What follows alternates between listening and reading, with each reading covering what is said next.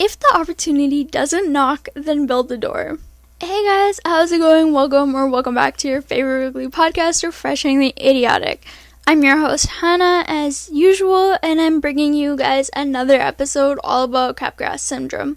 Today, it's been a hot minute since I've recorded an episode, so I do have a lot of not totally related updates, but also related because they're about the website that, for you guys when you're listening now, will have had it launched for a week. For me, it's actually just launched yesterday. So, yeah, anyways, hopefully you guys would go check it out. If you haven't already, then the link is in the bio. Go check it out. You can even stream the podcast on there. Anyways, let's roll the intro music and get started with the episode.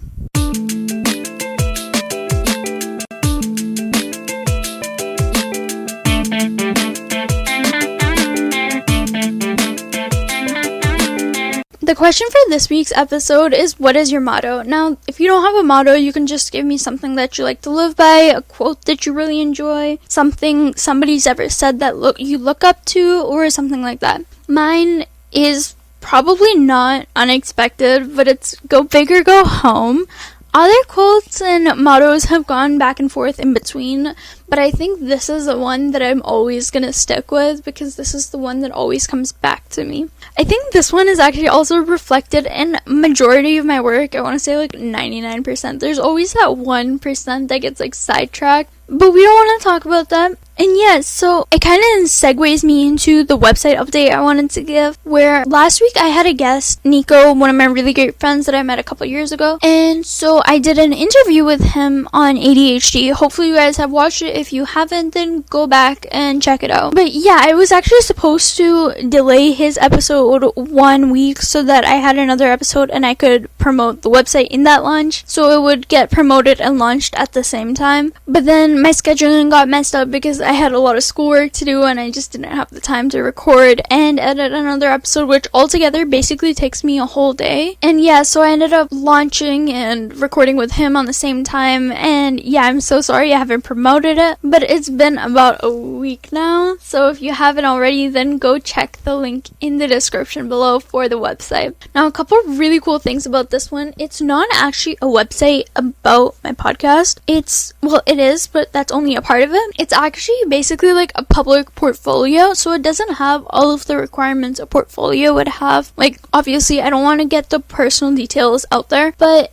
yeah, like I have my main like skills on there. So I'm a podcaster, obviously you guys would know. I'm also a writer, and I've mentioned this a couple times, like I'm really big on writing. I've published a book actually, and so yeah, I have all of that linked in another section of the website. And lastly, I have my design, which will lead me into my second point. But yeah, so I'll have my writing and then I have my design section because I actually went to a graphic design program throughout my 4 years of high school. Actually, I've only been through 3 of them so far, but next year will be my last year and I'll be done the graphic design program as well. So leading into that, my design section, I actually have a shop coming up, so I'll be designing some merch. I have a couple things. What my mindset was for these things while I was creating them is something that looks good. Obviously the color scheme in mine was basically just red and black because that's kind of how I see everything. Well, not see everything. I'm not totally sure how to explain it, but yeah, you'll see what the theme kind of goes. So the products themselves, they help you become more productive and they help motivate you. So for example, I'm wearing my sample queen hoodie right now. It says not only is she a productive queen, but she's also a hydrated queen. Now this is reminding you to become more productive, and it's something cute to wear, and it's also pushing you to get a little bit more water so you make sure you look hydrated for everybody else who could read the hoodie. It's honestly the most softest, comfortable material, and I can't wait for everybody else to like get it and wear it. I don't have an exact price lockdown as of right now, but it will be going up super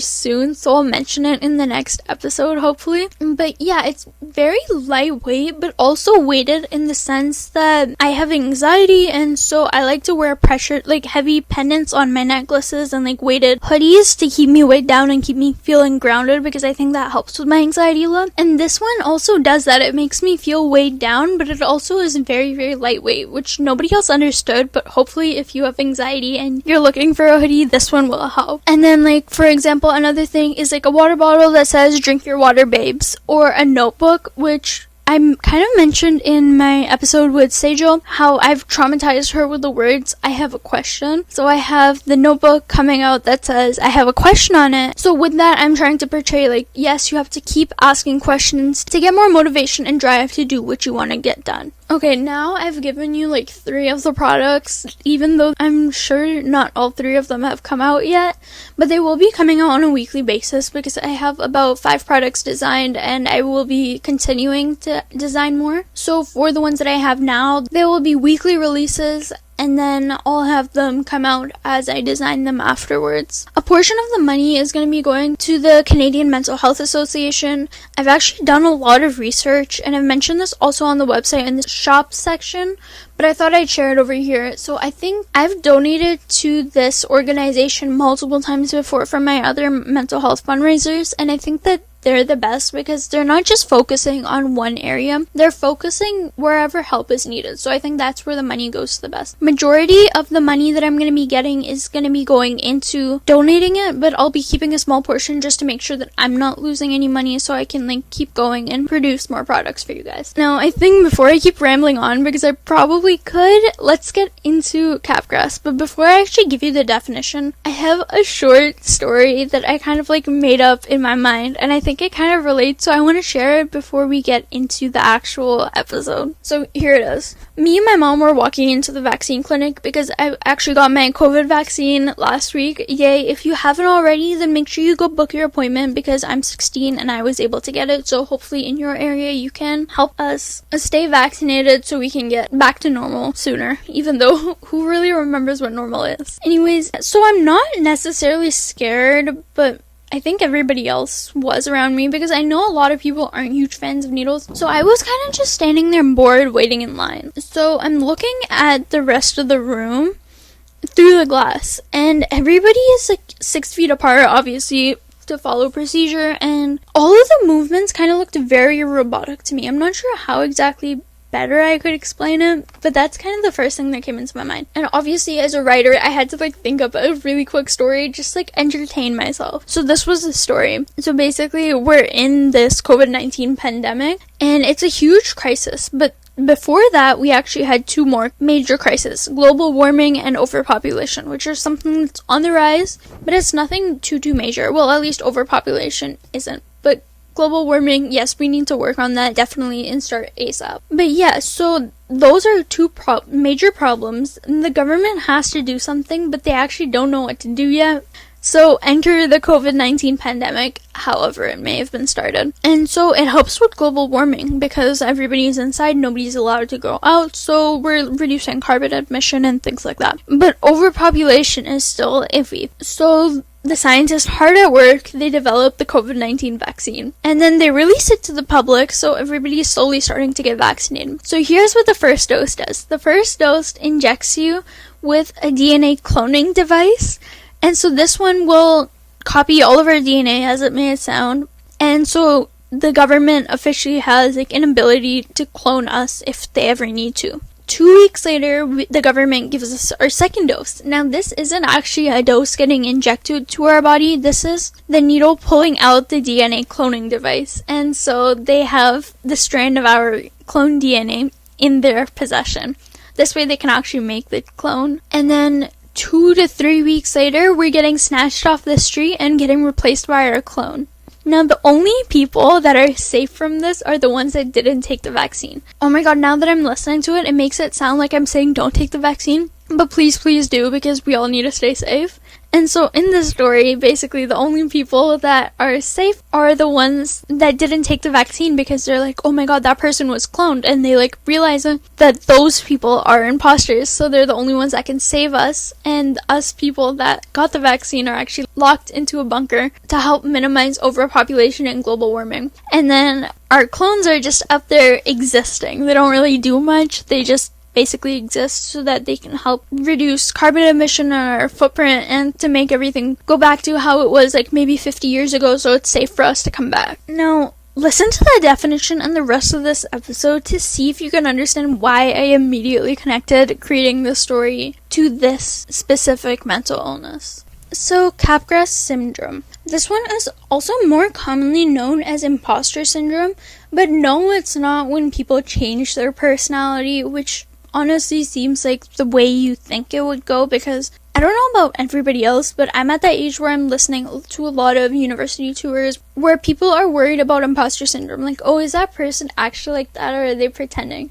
But no, that's not it. So Capgrs syndrome is actually more commonly known as imposter syndrome. So no, the first connection you might make is that like you are the imposter. But no, you think actually everybody else is the imposter. So it's not like that typical thing that I've heard a lot in university tours, like, oh yeah, I'm gonna change my personality a little bit to fit in. It's the exact opposite actually. It's when you think that everybody around you is, in a way, I want to say fake, but I also don't want to say the wrong word, but I think that's the best I can think of right now. And so yeah, you'll think that like the people, places, maybe even animals and objects around you are fake or replaced by lookalikes, and they're not necessarily there with you. As for causes, no, it's not really a very researched mental illness yet because it is extremely rare. But what they have gathered is that it's more likely if you have schizophrenia, epilepsy, or on like the older side, if you have dementia or some type of an Alzheimer's disease. Lastly, another possible way is like if you've had another brain injury, because it can cloud connections to certain neural pathways, which is very sciencey now that I'm trying to say it out loud. But yeah, if you get an injury and it kind of like messes things up, then you might end up getting Capgrs syndrome. As for symptoms or what it might look like, again, it's very much paranoia, or it looks like paranoia, because I could look straight ahead and be like, that's not actually a tree, that's a hologram of a tree. Like a very lifelike looking hologram of a tree. Sorry, I'm actually looking on my window right now and the tree is the first thing I saw.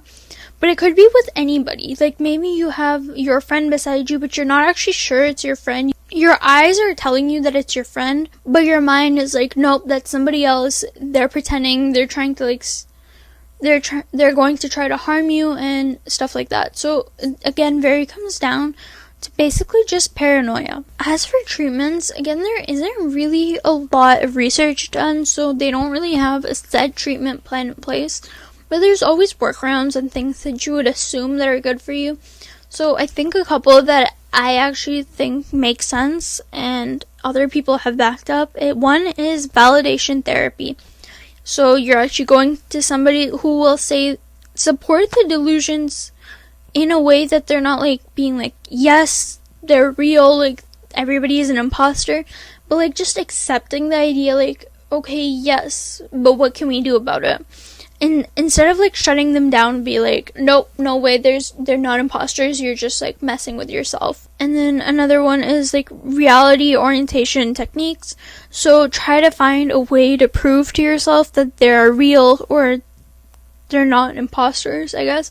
So the first thing that came to mind is Harry Potter and the Deathly Hallows. I don't know how many of you guys are Potterheads, but I definitely am one. I don't know if I've mentioned that, but I definitely am. So like for like one example, in that scenario, Kingsley and Lupin were very skeptical of each other until they were able to prove that they were the other person. I think the last thing that you could do is make sure that you have a very positive, welcoming community.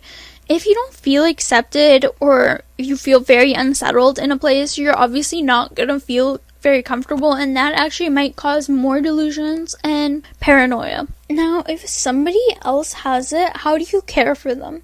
So if you're the person that's being accused of being an imposter, or there's somebody else in the room that your loved one is accusing of being an imposter, the first thing you want to do is get that imposter, in quotation marks, out of the room. So if it's you, then try to get somebody else to replace you in comforting that person with Capgrs syndrome. But otherwise, yeah, just keep comforting that person and make them feel safe. Limit how much the other person is near, if it is possible at all. Don't get mad or upset at them. Just try to be sympathetic. Don't feed on it. Don't be like, yes, definitely that person is an imposter. Just be like, okay, how can I prove to you that he's not? But like, don't be aggressive with it, because if you're aggressive, again, it'll lead them to have more delusions and paranoia. And lastly, if you can, this might not always be the case, try to figure out what's triggering them to be like, oh, this person is an imposter, this object is fake, or this animal is just like a replacement, right? You want to try to step into their shoes and see if they'll explain to you why they feel that way, because if they're talking it out, it'll make more sense to them, and they might be able to realize, or you can figure out a way to help them. And lastly, I think this is one in general, like whether they're accusing somebody or you of being an imposter, sound before visual. So maybe before entering a room, you want to say like, hey, I'm coming into the room, or hey, this person is coming into the room. So the person with Capgrs syndrome understands this person is coming into the room, so when they see them, they're not having those delusions. And I think that just about wraps up today's episode. I shared my story that in a way was related to Capgrs syndrome. In a way, the rescuers in the story, or the heroes in the story, the people who didn't take the vaccine, were able to recognize the imposters and solve the problem. I know I didn't really give a good ending because I haven't really fully thought of it yet. But yeah, just like in general, that's where it was kind of heading, where the people who didn't take the vaccine would end up saving all of the people and getting rid of the imposters.